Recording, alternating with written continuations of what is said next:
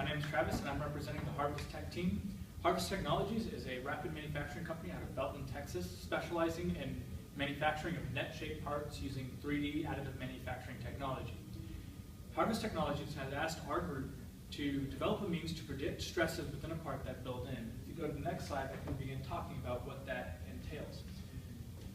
In a 3D part that's being made layer by layer through the selective laser sinter process, there's a temperature gradient that builds in the part that can cause warping, as we see in the picture, that will cause parts to break off the build plate. And this is a similar phenomenon that happens with polymer printers as well.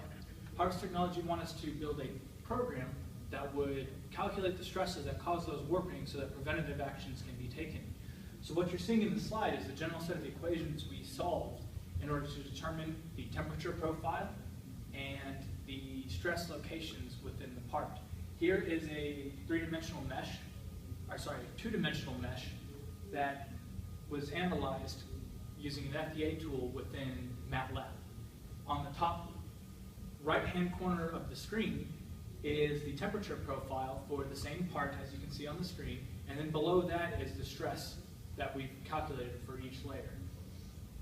Altogether, they want to use this tool to help simplify the manufacturing process by reducing downtime and reducing broken parts that have been plaguing them in the past.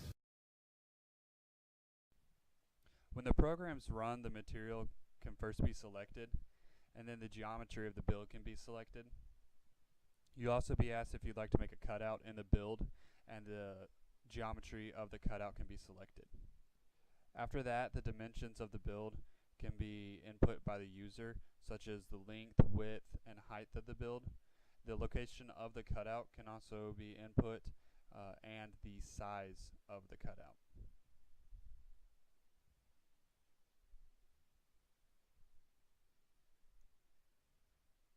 The thickness of each layer can also be selected, and a size for the mesh can also be selected.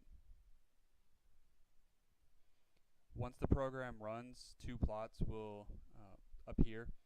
The first will be the mesh that was created, and the second will be a plot of the normalized stress distribution within the part.